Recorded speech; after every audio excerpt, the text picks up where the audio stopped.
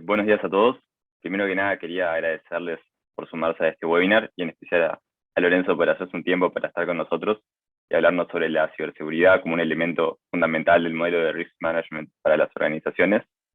Muchos ya deben de conocer a Lorenzo, pero igual lo presento brevemente para los que no. Lorenzo tiene un PhD en finanzas por la Universidad de Texas en Austin y cuenta con muchos años de experiencia como investigador y profesor. Actualmente se desempeña como Managing Partner en Upside Risk, que es una consultora especializada en el tema. Bueno, Lorenzo, no te saco más tiempo y te doy la palabra y muchas gracias de nuevo. Bueno, gracias, Santiago. Bueno, buenos días a todos, ¿cómo están? Espero que estén muy bien, acá con este día lluvioso. Bueno, la idea de hoy es pensar un ratito juntos respecto de los temas de ciberseguridad. La ciberseguridad, si lo piensan, es una especie de cosa rara, ¿no? Porque todos nos sentimos medio lejos de eso, todos nos sentimos medio que mucho no entendemos, que no somos expertos del tema, lo cual probablemente sea muy cierto, pero no deja de ser cierto también que nos impacta bastante. Como siempre voy a tratar de moverme un poco entre la vida real y la teoría. Y como siempre pasa con los Zoom o con los Teams también, cuando uno empieza, la primer slide se traba. No me pregunten por qué, no sé si es un tema de mi máquina, pero tengo que renegar un poco para que la primer slide pase. Bueno, ya estamos. Entonces, con esta idea de que tratemos de, de entrar un poco en la teoría, pero también entrar un poco en la vida real, acá lo que tengo es, esta montaña es el K2, que no es la montaña más alta del mundo, pero es una de las montañas más difíciles de escalar. De hecho, es la segunda montaña más alta del mundo, con 8.611 metros por encima del nivel del mar, pero también es la única montaña que hasta el año pasado, de hecho, 16 de enero de 2021, no había sido escalada nunca en invierno. Es la primera montaña que nunca se pudo escalar en invierno. Es una montaña muy complicada de escalar, muy peligrosa, con lo cual imaginémonos que nuestro plan, nuestro proyecto es escalar el K2, como para ponernos un poco en sintonía de la incertidumbre y del riesgo. Porque si yo les digo, vamos a agarrar el auto y nos vamos a ir de Punta del Este perdón, de Montevideo a Punta del Este, ustedes dicen, bueno, no pasa nada. Ahora si les digo, vamos a agarrar el auto y nos vamos de Montevideo a, no sé, a Lima, Perú, en auto, y probablemente a ustedes les parezca que es más riesgoso, es más incierto. Entonces por eso digo, vamos a ponernos en la situación de que vamos a hacer una escalada de una montaña como el K2, que nos preocupa y nos saca de nuestra zona de confort de alguna manera. Entonces, pensemos en esta escalada y pensemos en nuestro plan de negocio, en nuestro proyecto, en nuestro valor esperado. Nuestro valor esperado, ¿qué es? Y nuestro valor esperado probablemente sea hacer cumbre.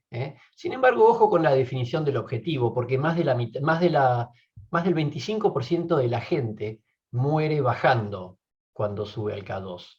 Con lo cual, en realidad, nuestro objetivo real es volver vivos al campamento base, ¿les parece?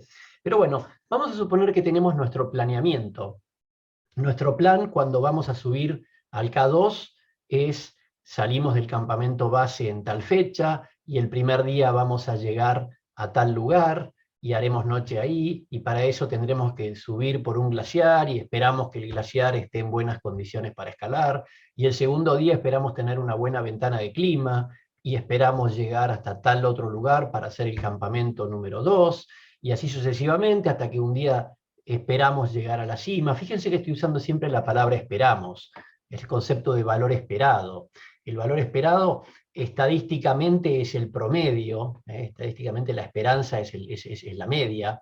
En realidad, si lo piensan, cada vez que ustedes están proyectando, están haciendo su plan de negocio, usan a veces el valor esperado, a veces el valor más probable. Lo que sí es cierto es que nunca tenemos un valor cierto a futuro.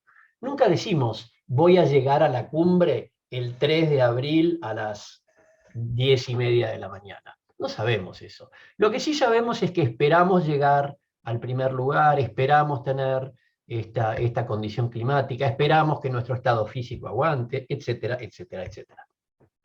Bueno, Después, cuando empezamos a escalar, la realidad juega sus cartas. Y cuando cruzamos por el glaciar, puede ser que el hielo esté más blando, más duro, puede ser que el clima esté mejor de lo esperado o peor de lo esperado, nuestro estado físico esté muy bien o esté muy mal. En fin, todo lo que era esperado, después vemos si realmente se cumple.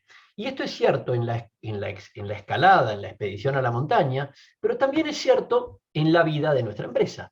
Nosotros esperamos un tipo de cambio para el año que viene, de X.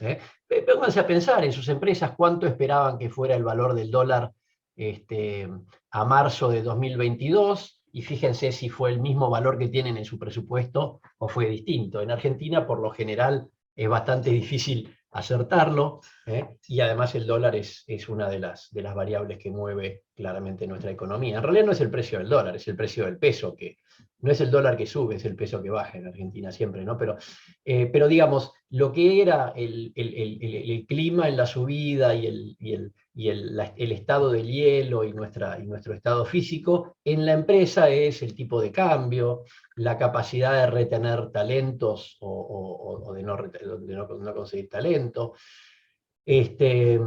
un coronavirus que viene o una epidemia, que ahora todo el mundo está pensando en esto. Antes nadie realmente era muy consciente de estos peligros, incendios, cuestiones climáticas, manifestaciones en la calle, gente enojada. Fíjense lo que aumentó esto de las manifestaciones en los últimos años. Ya hace 2, 3 años que las manifestaciones están muy fuertes y en lugares donde antes no existían.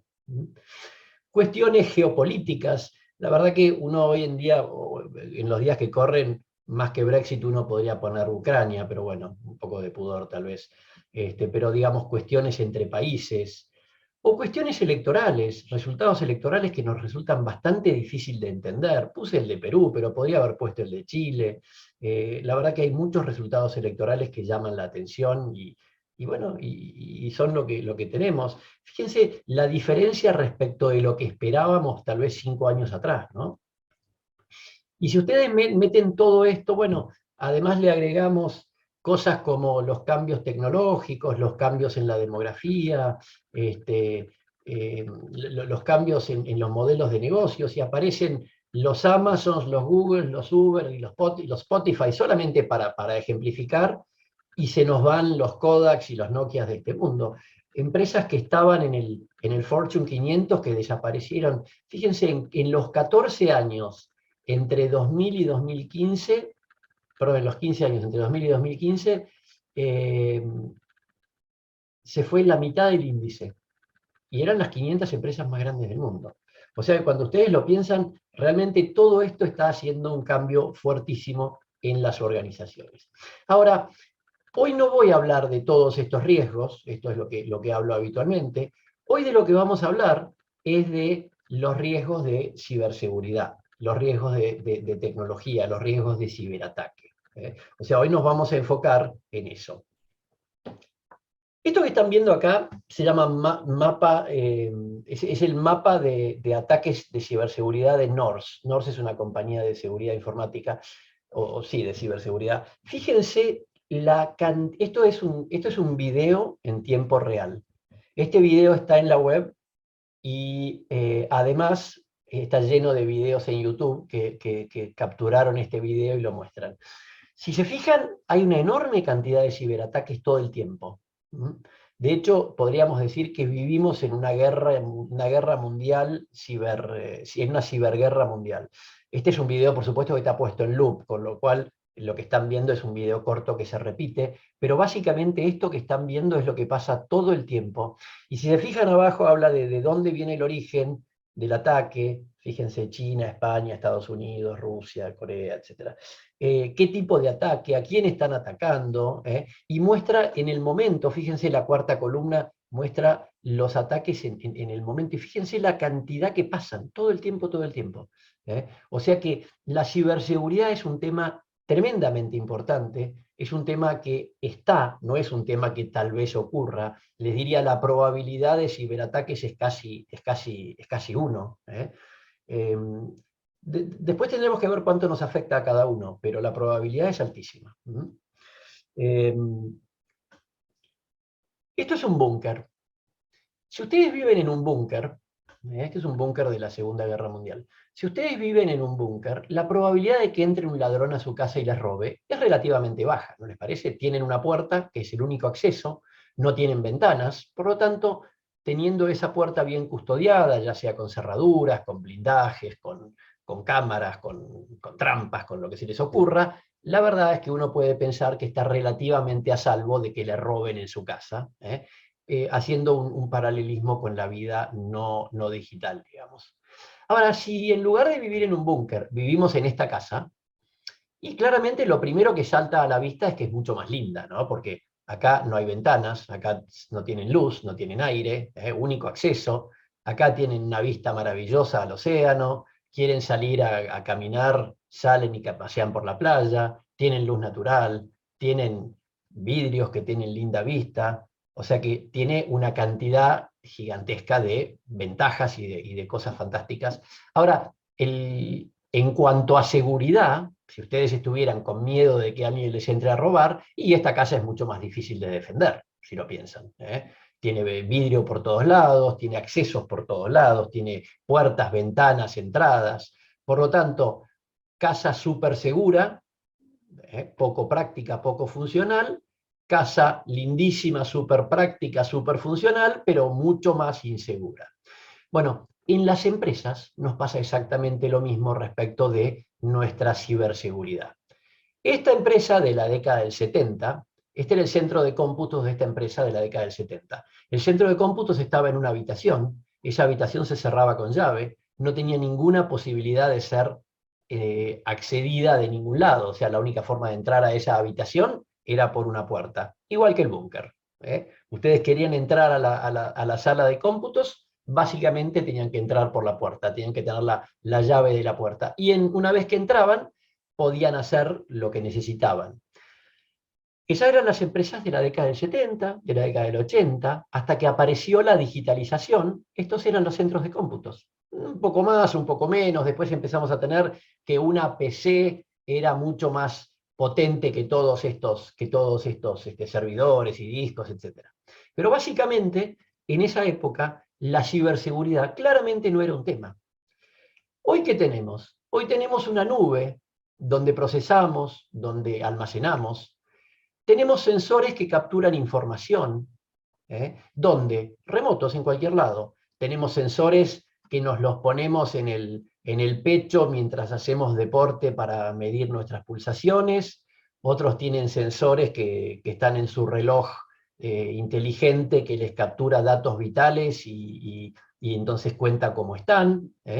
Tenemos sensores en los cultivos para ver humedad, tenemos sensores en los aviones que miden toda cantidad de cosas, tenemos sensores en los autos, en los teléfonos, el teléfono que cuando ustedes lo levantan y se lo ponen en la oreja se prende porque tiene un sensor de movimiento. Tenemos sensores por todos lados.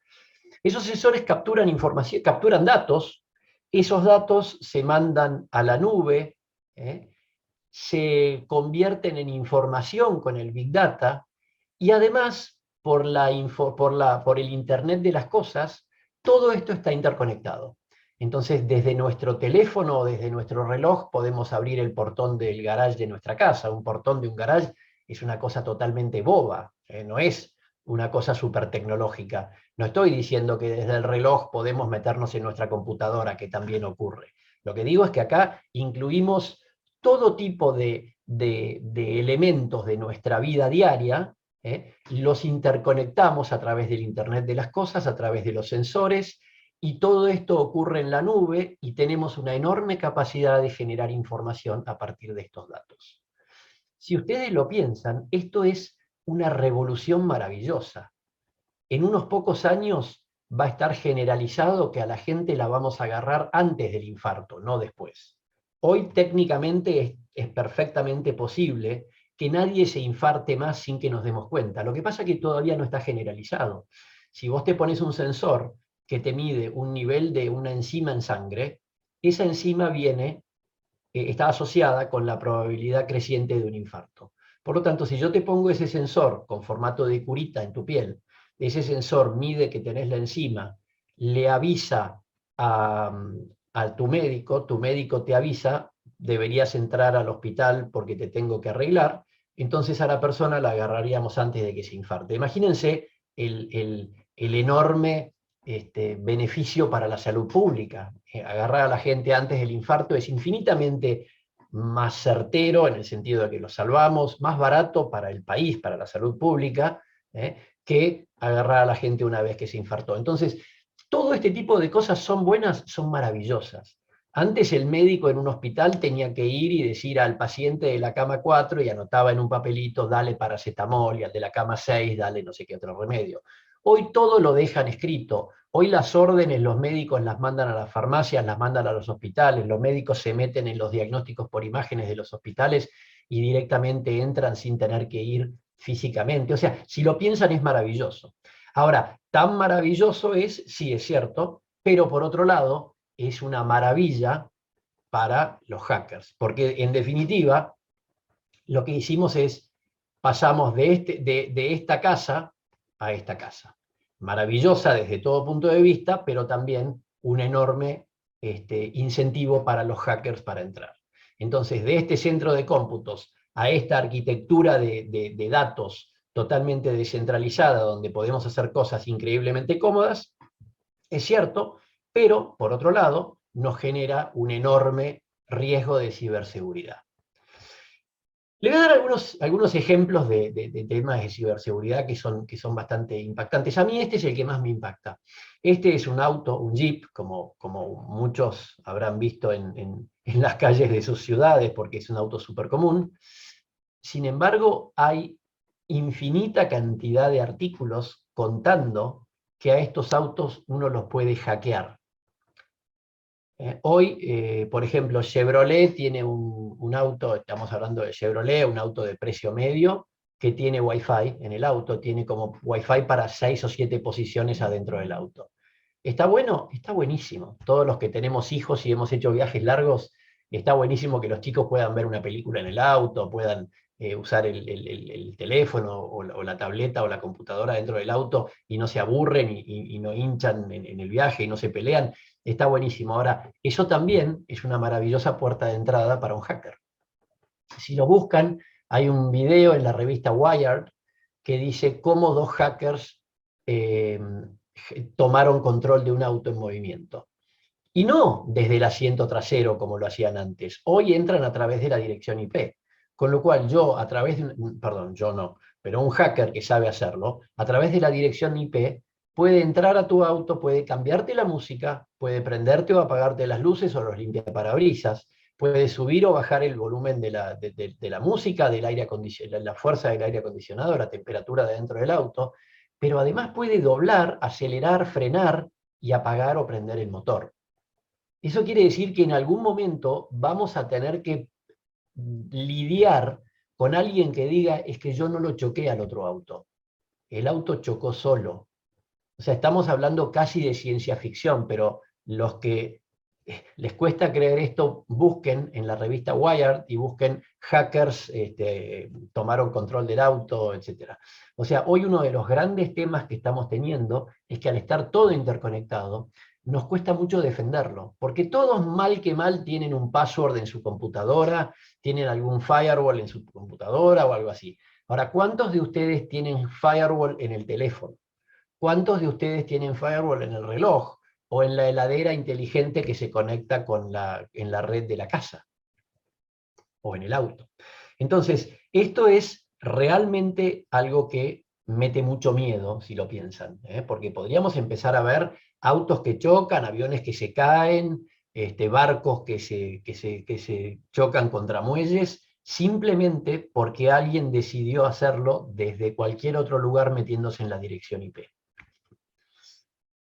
Para los que hacen deporte, o los que navegan, o los que andan en avión, Garmin es una marca súper conocida. Garmin es una marca que básicamente tiene dos grandes negocios, datos y mapas. Bueno, hace un par de años, en el 2020, fíjense, en julio de 2020, yo para andar en bicicleta uso un reloj de bicicleta Garmin, y cuando termino de entrenar aprieto y eso sube a mi perfil y ya después lo tengo para analizar los datos, etc. Bueno, en julio de 2020 un día traté de subir los datos y no subían. Y al poco tiempo apareció Garmin diciendo, lo siento, estamos teniendo un problema. Y básicamente lo que pasó fue que hackers atacaron Garmin y no la dejaron más mover los datos. Imagínense qué pasaría si un hacker decide alterar los mapas de Garmin, por ejemplo. Claro, alterar los mapas de Garmin en el auto uno dice, bueno, no es tan grave, andábamos sin mapas antes, ahora un avión que está dependiendo de un mapa de Garmin o un barco que está dependiendo de una geolocalización y un mapa, ya que un hacker te ataque podría ser bastante más complejo. Así que bueno, eso es un tema. Y después el año pasado pasaron varias seguidas.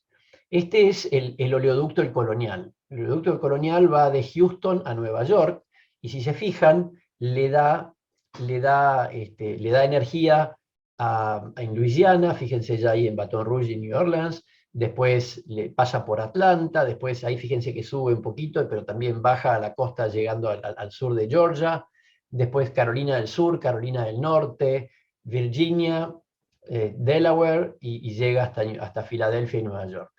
Bueno, este oleoducto fue hackeado el año pasado, el 7 de mayo más específicamente, fue hackeado y básicamente lo bloquearon.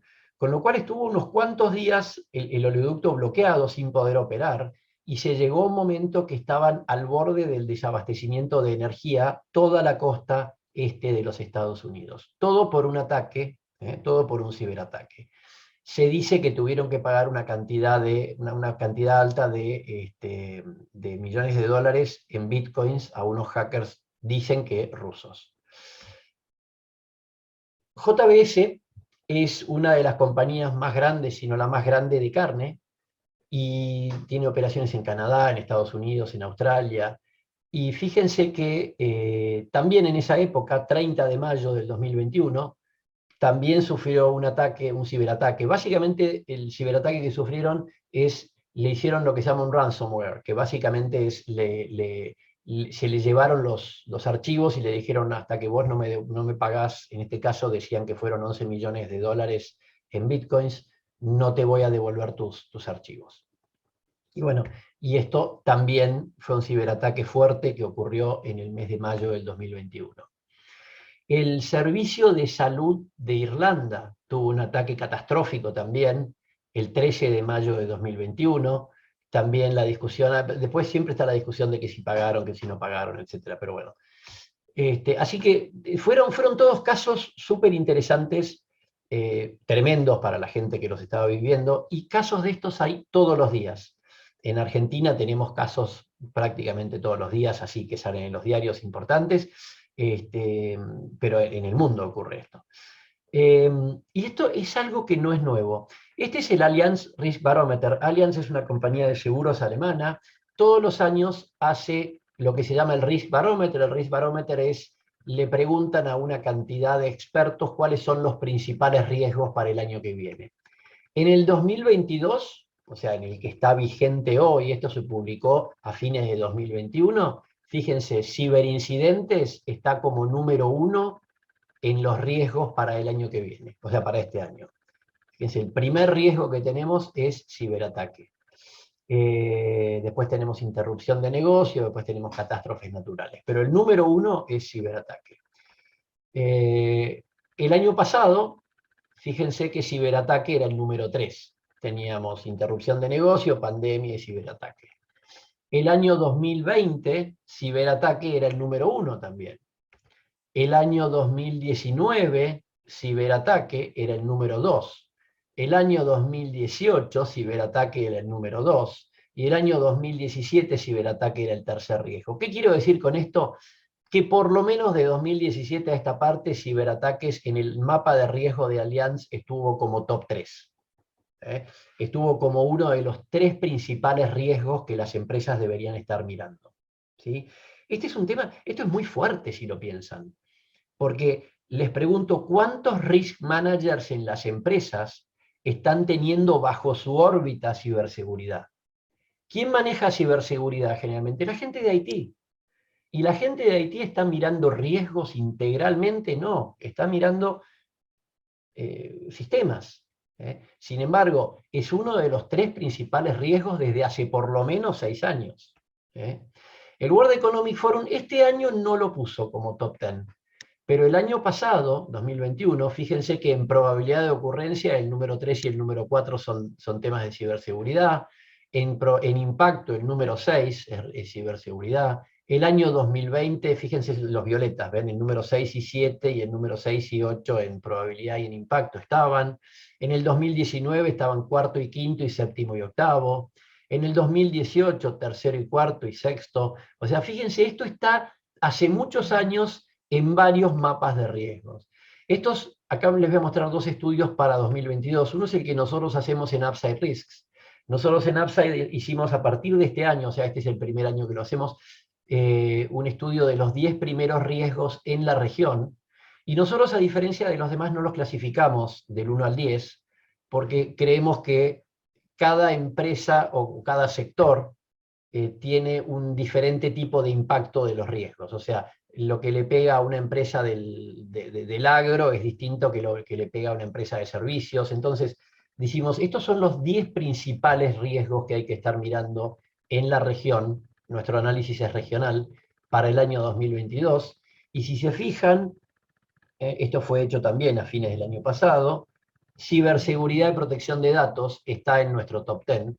Y por otro lado, hay un análisis que hace la gente de Eurasia. Eurasia es una consultora de riesgo político y ellos también, ellos sí clasifican del 1 al 10 y tienen como riesgo número 2, Technopolar World. Technopolar World básicamente es un mundo donde la tecnología juega un papel preponderante y eso incluye los temas de ciberseguridad, entre otras cosas, cambio de regla de juego, etc. Con esto, ¿qué les quiero decir? La ciberseguridad es un tema súper importante, no es nuevo para nada, es un tema súper ya trillado. No sé si pasó en Uruguay, pero en Argentina a todos nos han hackeado las tarjetas de crédito. Ustedes llaman a Visa y Visa está con tiempos de espera larguísimos en el teléfono porque todas las tarjetas que teníamos en Mercado Libre y en Mercado Pago están siendo hackeadas. A mí me han robado, yo tengo 4 chicos, así que imagínense que tengo la mía, mi esposa y todos los adicionales, y todas las tarjetas han sido hackeadas. O sea que hacking de tarjeta, pero es algo que está todo el tiempo, pasa. Ayer llamé para cancelar 2 tarjetas, ayer, no estoy hablando de hace unos años, ayer. Y esto es algo que lo tenemos todos los días y va a crecer, va a estar cada vez más. Claro, es comodísimo tener la tarjeta en el teléfono y que desde el teléfono uno directamente pueda pagar. Antes, ¿se acuerdan cuando la tarjeta había que apoyarla físicamente en un aparato de plástico y se le ponía un papel y con un papel carbónico y se pasaba así la tarjeta, se hacía así? O antes incluso con una virome la frotaban para que pasara sobre el carbónico. Claro, era incomodísimo, pero era mucho más difícil hackearla, te tenían que robar la tarjeta física. Hoy ya no, y no hace falta firmar, y la tarjeta, si lo piensan, ¿cuántas veces sacan físicamente la tarjeta de la billetera? Ya no la sacan más, porque la tienen en el teléfono, la tienen en los portales y en los lugares de compra. Entonces, bueno, es mucho más cómodo, de vuelta, es la casa llena de vidrio, pero es cada vez más fácil de que tengamos un problema. Ahora, la pregunta es, ¿qué tan preparados estamos para enfrentar estas amenazas? Y acá estoy abriendo un poquito, estoy haciendo un zoom un poquito más, estoy alejando el zoom, porque sí lo pienso desde la empresa, claramente lo pienso desde la empresa, pero también lo pienso desde la persona. Nosotros como personas físicas, ¿qué tan preparados estamos? ¿Cómo tenemos el manejo de nuestros passwords? ¿Dónde los tenemos? ¿Los tenemos en una planilla de Word? Sí, pero le pongo password a la planilla de Word. Tengo pésimas noticias para vos. Los passwords con la computación cuántica, que ahora ya se viene, son casi inútiles, porque la posibilidad que tiene la computación de hackear passwords es tan poderosa que es cuestión de tiempo. O sea, si ustedes lo piensan, ¿qué es un password? Es una combinación de letras y números. Y las letras y números son una cantidad finita. Por lo tanto, es cuestión de probar A, y después B. No sabes ni cuáles son, ni qué cantidad, pero es bastante fácil, con una computadora que prueba rápidamente, y cuanto más potencia computacional tengamos, más rápido y más fácil es hackear passwords, que el password te lo encuentren. Entonces, ¿qué tan protegidos estamos como personas? Porque uno empieza, dice, bueno, la empresa, pero como personas. Ahora en Argentina hay una nueva estafa que te hacen, llaman a tu WhatsApp, te dicen, hola, soy el doctor tal del Ministerio de Salud, quería saber cómo te habías sentido con la tercera dosis de tu vacuna. Y claro, muchos tuvimos la tercera dosis, entonces me llamó el otro día a mí. Sí, buen día, así como, no, me cayó muy bien. Ah, bueno, mire, lo voy a anotar para la cuarta dosis que la estamos dando ahora en marzo. Ah, bueno, fantástico. Le acabo de mandar un código a su celular, por favor, me lo puede mandar. Cuando le llega, yo lo espero en línea, dígame el código que le mandé. Y cuando le decís el código, te hackean el teléfono. Por suerte, también, también la información corre rápido, por lo tanto, los primeros 3 o 4 que se lo hicieron, ya todos sabemos y ya no le damos el código, le cortás al tipo, borrás el mensaje, lo bloqueás, etc. Pero ¿cuánta gente cae en esas? Todo el tiempo la gente cae en esas. Entonces, sí a la empresa, pero también pensemos en qué a nivel personal qué tenemos que hacer para ser capaces de mitigar esto. Y después como sociedad, porque como sociedad estamos preparados para vivir en un mundo tan interconectado sin caer en las estafas. El crimen es algo que afecta a la persona, pero también a la sociedad. Bueno, tenemos la sociedad que está siendo atacada por estos crímenes de ciberseguridad. Entonces, como sociedad también nos tenemos que pensar a preocupar. Y por último, ¿hay un regulador regulando esto? Y depende, acá la respuesta es un más o menos. Porque algunas empresas tienen muchísima regulación. Si sos un banco, tenés que tener esto para evitar que le roben la plata a tus clientes y todo, fantástico.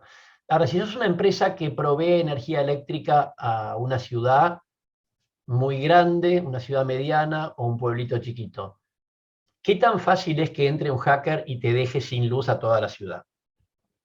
¿Qué tan fácil es que un hacker entre y nos deje sin algún servicio público?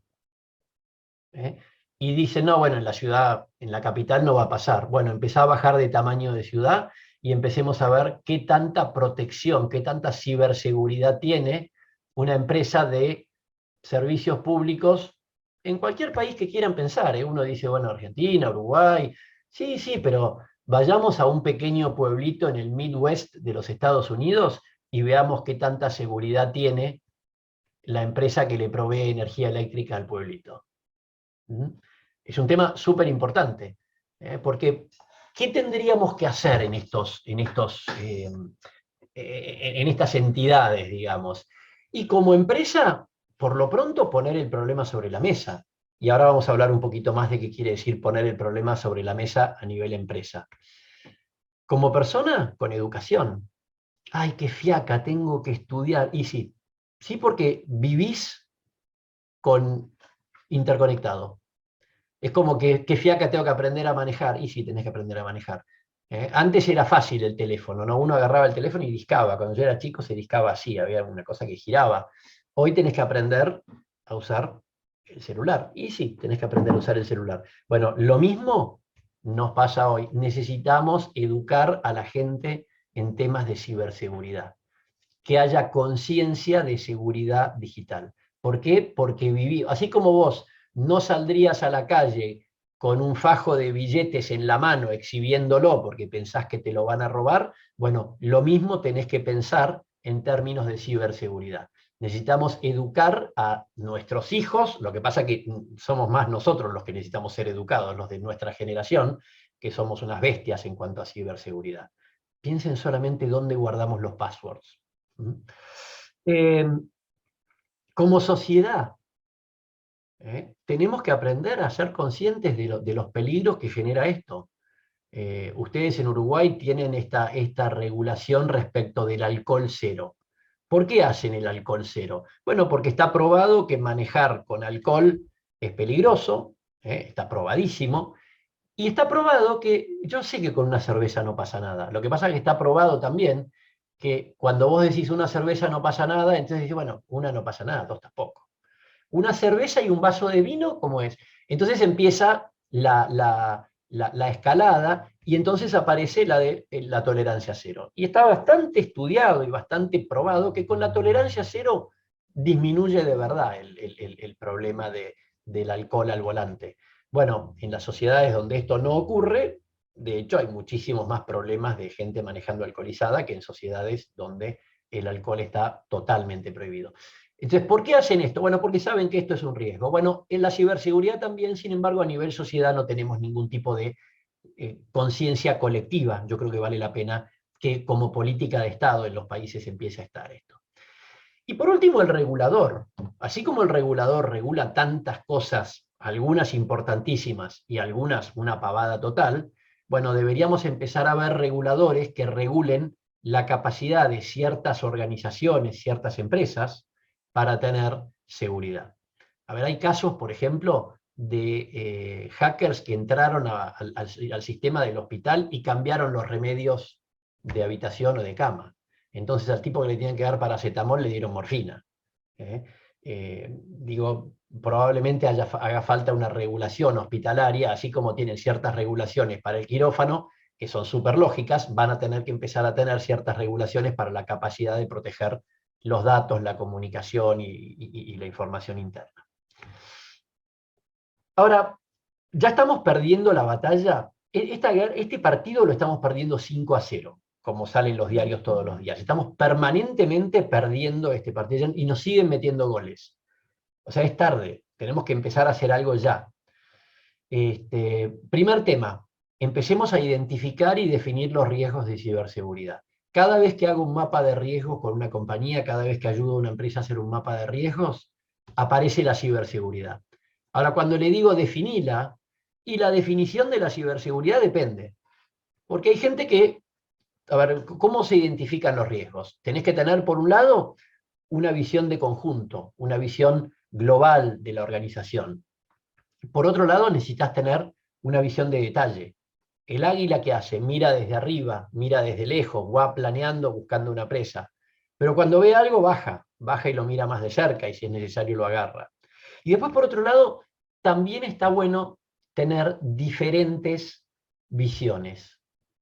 La visión del abogado, la visión del ingeniero, la visión del sociólogo, la visión del economista, la visión del contador. Cada uno tiene una visión diferente frente al mismo problema. Entonces, si yo le digo, ¿cuál es el riesgo de ciberseguridad de tu organización? Uno va a decir, el riesgo es que nos roben datos.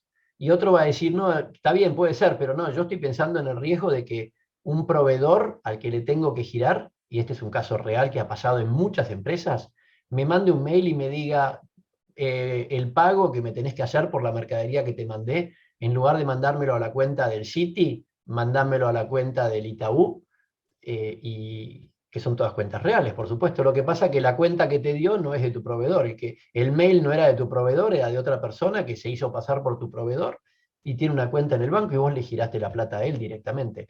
Parece una cosa inverosímil, pasa. Entonces, ¿cuál es la definición del riesgo de ciberseguridad? Y probablemente todas.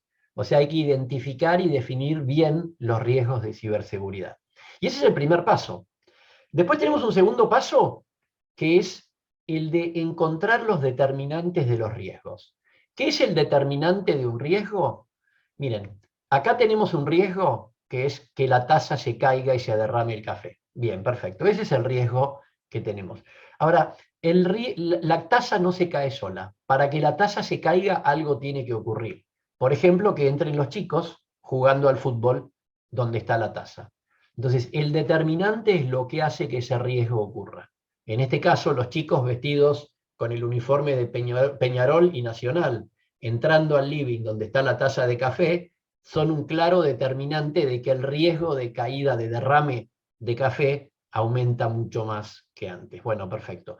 Cuando identificamos los riesgos, el siguiente paso es identificar sus determinantes. ¿Qué es lo que hace que este riesgo pueda ocurrir? Si vivís en el búnker, es poco probable que te roben. Cuantas más ventanas abiertas y puertas abiertas tengas, es más probable que te roben. Bueno, ahí tenés claramente los primeros determinantes, pero después hay muchos más determinantes. Por ejemplo, qué tanta conocimiento, qué tanta educación de ciberseguridad tenés en tu empresa, etcétera, etcétera. Una vez que identificaste los determinantes, La otra es medir los riesgos de ciberseguridad. ¿Cómo se miden los riesgos? Se miden en este mapa que se llama mapa de calor, donde tenemos en el eje de abscisas la probabilidad de ocurrencia, en el eje de ordenadas el impacto. A cada riesgo hay que ponerlo, cada crucecita es un riesgo. Entonces tenemos que ubicar los riesgos en nuestro mapa de calor. Una vez que tenemos hecho esto, lo siguiente es definir las estrategias de mitigación de estos riesgos.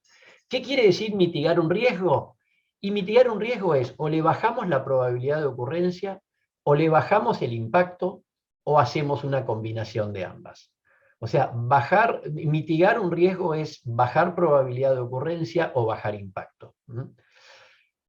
¿Cómo se hace esto? Bueno, lo más común, especialmente en los riesgos de ciberseguridad, es usando coberturas llamadas coberturas operativas, que son decisiones, por ejemplo, de capacitar al personal, dar cursos de capacitación, de tener mejores equipos, de poner firewalls, de poner mejores sistemas. Hay una cantidad de definiciones. Solamente para dar un poco más de pantallazo sobre esto, hay estrategias clásicas de mitigación. La primera es transferir el riesgo. Uno puede decir, mira, si este riesgo ocurre, lo que voy a hacer es voy a contratar un seguro y el seguro me lo va a cubrir. La otra es asumir el riesgo, que sería, no lo voy a transferir, lo voy a asumir yo el riesgo. Ahora tengo que estar preparado para asumir ese riesgo. Por ejemplo, teniendo dos sistemas redundantes. Yo tengo un sistema que funciona en Montevideo y otro sistema que funciona en Minas. Entonces, si hay un problema con el centro de cómputos de Montevideo, inmediatamente entra en funcionamiento el de Minas. Ahora ustedes dirán, bueno, es carísimo. Claro, estoy asumiendo el riesgo y estoy teniendo un equipo que me permite asumir ese riesgo sin problemas con mi negocio. Y el tercero es evitarlo. Uno dice, mira, yo no me quiero meter en este lío, porque esto es demasiado complejo para mí. ¿Sabes qué? Directamente voy a evitar este riesgo. Entonces voy a evitar este riesgo y no le voy a ofrecer a mis clientes la posibilidad de entrar remotos con una aplicación a su cuenta. ¿Por qué? Porque tengo un riesgo de ciberataque demasiado peligroso. Uno podría decir, le ofrezco a mis clientes la posibilidad de entrar a su cuenta, tengo miedo de que me genere un problema, contrato una compañía que lo haga, tercerizo este problema. Entonces le transfiero el problema a otro. Y mis clientes van a entrar a la cuenta y tengo un tercero que es un proveedor que me da el servicio, al que le transferí el negocio, le transferí los riesgos, y él lo que va a hacer lo va a hacer bien porque está preparado para eso. Para que eso funcione tiene que estar preparado para hacerlo mejor que yo, si no, no sirve. La otra es asumir el riesgo. Voy a hacer una app, le voy a dar a mis clientes la posibilidad de entrar a su cuenta y van a entrar remotos a su cuenta en mi empresa. Bueno, pero tengo que asumir el riesgo. ¿Cómo voy a hacer para que no tengamos problemas frente al primer ciberataque? Y el tercero es, mira, sabes que esto es demasiado riesgoso, no le voy a permitir a la gente que entre a su cuenta desde sus casas y listo. Son como las tres estrategias genéricas de frente al riesgo. Y por último, una vez que tenemos todo esto, tenemos que hacer un seguimiento sistemático de los riesgos. ¿Qué quiere decir esto? Quiere decir que tiene que haber un comité de riesgo. El comité de riesgo tiene que estar conformado por toda la gente que gestiona los riesgos de la organización. O sea, el de IT tiene que ser parte del comité de riesgo, no tiene que dedicarse a lo suyo en IT encerradito. Tiene que hacer un seguimiento de todos los riesgos de la organización.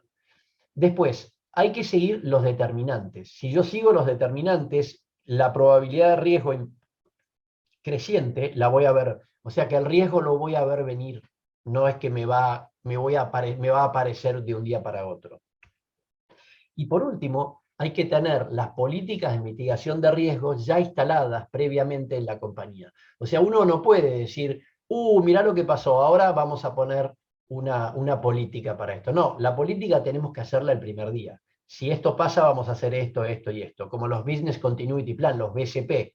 El BCP no se puede diseñar cuando ya ocurrió el evento. El BCP se diseña cuando no hay evento. Y en el momento del evento simplemente se aprieta el botón y se ejecuta.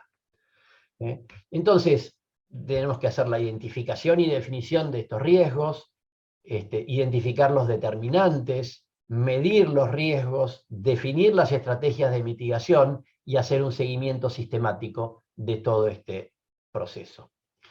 Este señor que están viendo acá se llama Alfredo Barragán, algunos lo habrán escuchado nombrar, hizo varias expediciones, entre ellas la expedición Atlantis, que es la que cruzó el Océano Atlántico en una balsa, simplemente para probar que Cristóbal Colón podía no haber sido el primero en cruzar el Atlántico y llegar a América. Y fíjense lo que dice en una de sus charlas Barragán. Dice, yo soy un expedicionario, no soy un aventurero. Y dice, la gran diferencia es que el aventurero es un tipo que sale al mar a ver qué va a pasar, mientras que un expedicionario estudia todo lo que puede pasar y cuando sale al mar ya está preparado para cada una de las cosas que me pueden pasar.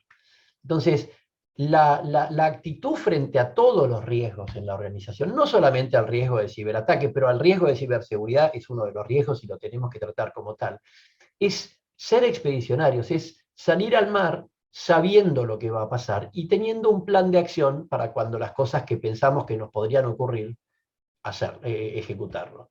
Es lo mismo que cuando estamos pensando en nuestra expedición al K2 que les mostraba al principio. Si yo les dijera, mañana vamos a subir a hacer un picnic arriba del Pan de Azúcar, probablemente ustedes no estarían muy preocupados. ¿Por qué? Porque es relativamente cerca, la altura no es tan compleja, la condición climática ahí en Pan de Azúcar no es muy peligrosa. Entonces uno dice, bueno, y seríamos bastante aventureros probablemente, no nos prepararíamos mucho. Ahora, si yo les dijera, vamos a ir a escalar el K2, probablemente salgan a entrenar, compren equipamiento, vayan al médico, tengan todo, lean los libros que los ayudan a estar mejor preparados. ¿Por qué?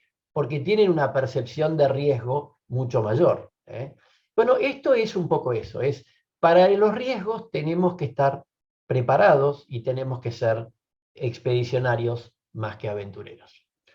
Bueno, yo no sé si hay preguntas, si alguien quiere comentar algo, no sé bien cómo estamos organizados respecto de la posibilidad de hacer preguntas, pero este, con mucho Sí, gusto. como quieran, si prefieren mandarlas al chat, puede ser por ahí, o si no, pueden levantar la mano y ¿Tienen si les parece posibilidad Lorenzo, de le damos la hablar? palabra. Porque depende si esto está Sí, hecho como... levantan la mano y yo Ah, vos les les podés habilito. habilitar. Bueno, si alguien tiene alguna Sí. pregunta, pregunte nomás. Si la puedo responder, con mucho gusto.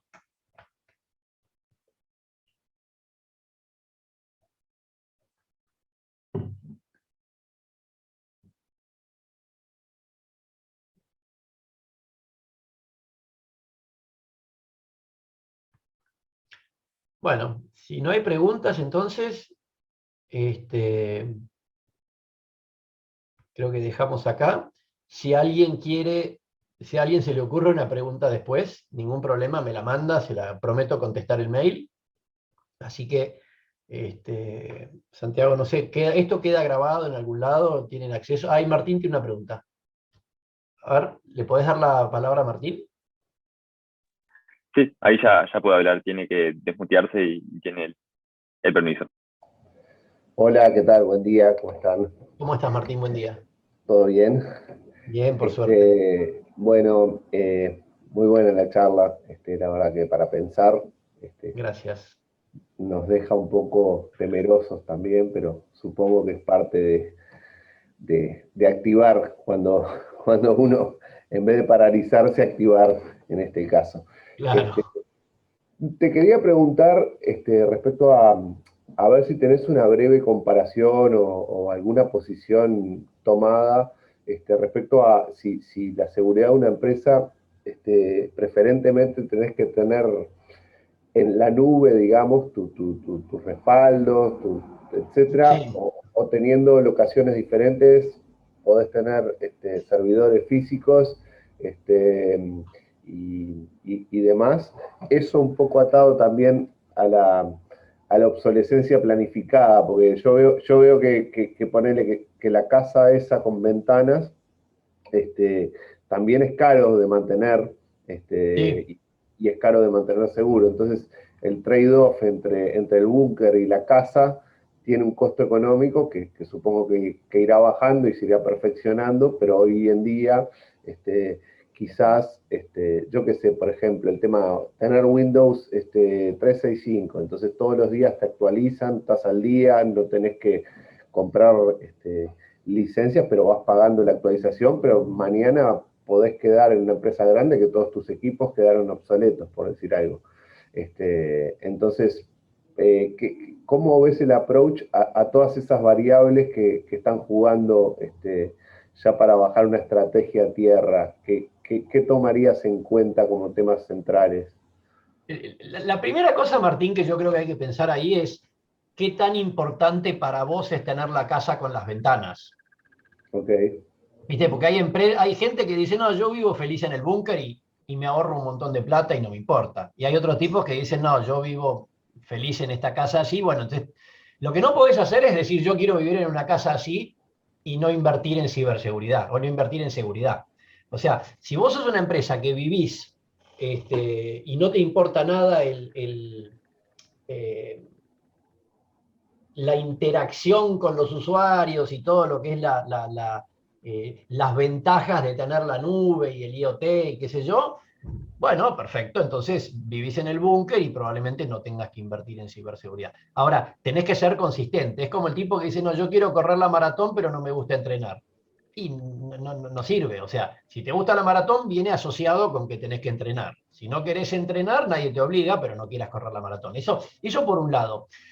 Pero respecto a la pregunta original, que digamos, me parece disparó todo esto, nube o in-house, me parece una re buena pregunta, porque fíjate qué pasa, hay empresas o incluso hay reguladores que prohíben cosas como, por ejemplo, no sé si esto sigue siendo cierto, pero en Argentina en un momento las empresas de servicios financieros no podían tener los datos de sus clientes en la nube.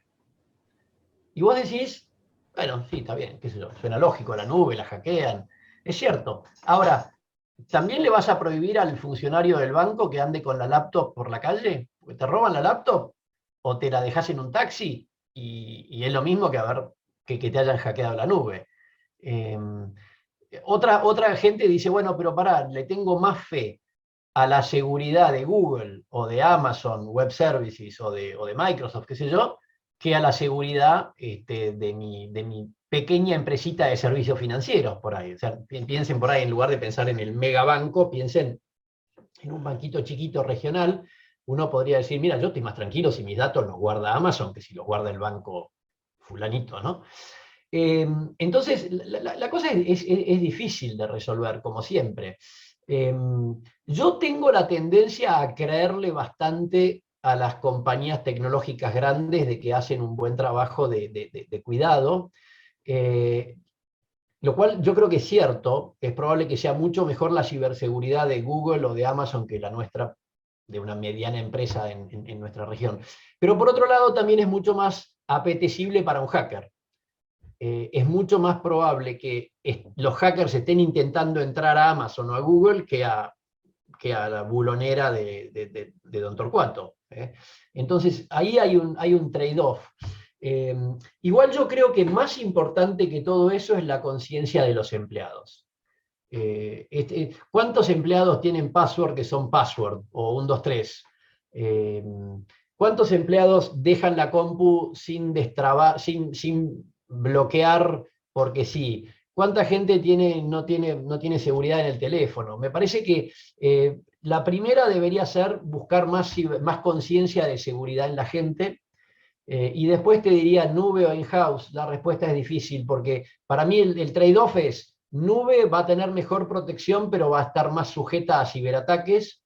In-house probablemente seas menos apetecible, pero probablemente tu protección sea más cara. Hoy es mucho más barato pedirle a Google que te haga un espacio en sus servidores y pagarle lo que te cobra por mes, que viene con la protección incluida, que hacer todo in-house. Pero bueno, pero como siempre no hay una respuesta clara y hay un gran depende, Martín, lamentablemente.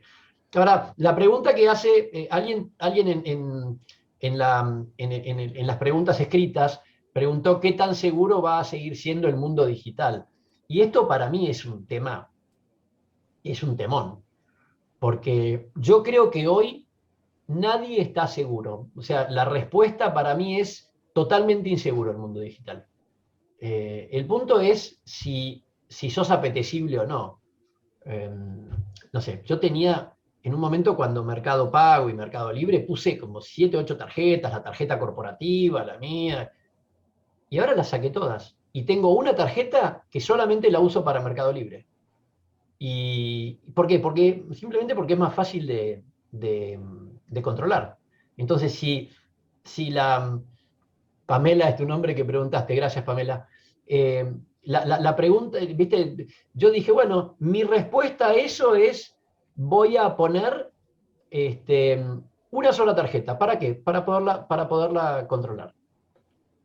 Antes tenía 7 8 tarjetas ahí en Mercado Libre, me hackearon 2 o 3, y eso fue cuando me di cuenta. Andás a ver cuánto robo habré tenido antes de hacer todos los controles, porque muchas veces son robos chiquititos que te hacen. Te hacen robos de 10, 15 dólares, y entonces por ahí no te fijás, ¿viste? Mucha gente solamente mira los grandes números. Entonces dije, voy a mirar una sola, y chao. Pero bueno, yo creo que el mundo digital va a ser totalmente inseguro.